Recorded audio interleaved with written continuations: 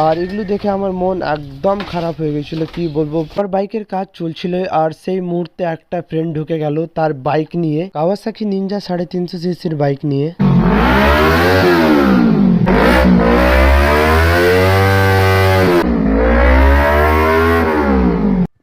Hello guys, welcome back to my channel, welcome back to my another video. তো কেমন আছো সবাই? আশা করছি তোমরা সবাই ভালো আছো। তো গাইস আমি ভালো নেই, কারণ দেখতে পাচ্ছ সকাল সকাল বেরিয়ে গেছি আমি আমার ব্ল্যাক বিউটিকে নিয়ে যাচ্ছি এখন আমি সার্ভিসিং করাতে, কারণ আমার বাইকে অনেকটাই প্রবলেম হয়ে গেছে। তাই আমি নিয়ে যাচ্ছি আজকে সকাল সকাল সার্ভিসিং করাতে। তো কি প্রবলেম হয়েছে আমি তোমাদের ওখানে গিয়ে দেখাবো, তো তোমরা পুরো ভিডিওই থাকো।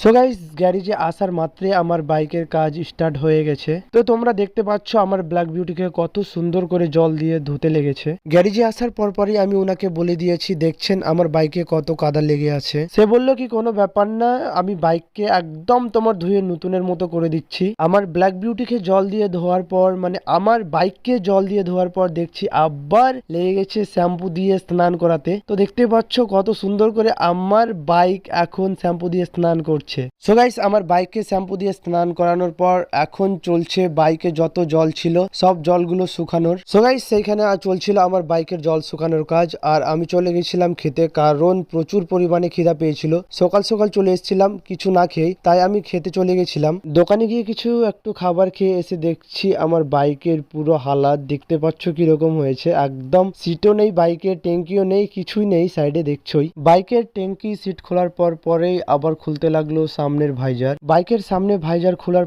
পরে আবার খুলে দিল বাইকের হ্যান্ডেল, দেখছোই। আর এগুলো দেখে আমার মন একদম খারাপ হয়ে গেছিল, কি বলবো, প্রচুর পরিমাণের খারাপ হয়ে গেছিল। আমার বাইকের কাজ চলছিল আর সেই মুহূর্তে একটা ফ্রেন্ড ঢুকে গেল তার বাইক নিয়ে, কাওয়াসাকি নিনজা 350 সিসির বাইক নিয়ে। সে তার শখের বাইক নিয়ে এসেছিল গ্যারেজে, কারণ সে নিজের বাইকে লাগাতো এক্সজস্ট, আর সেটা হচ্ছে আবার এসি প্রজেক্টর। আমি তোমাদের শব্দ শুনিয়ে দিচ্ছি এসি প্রজেক্টর এক্সজস্টের।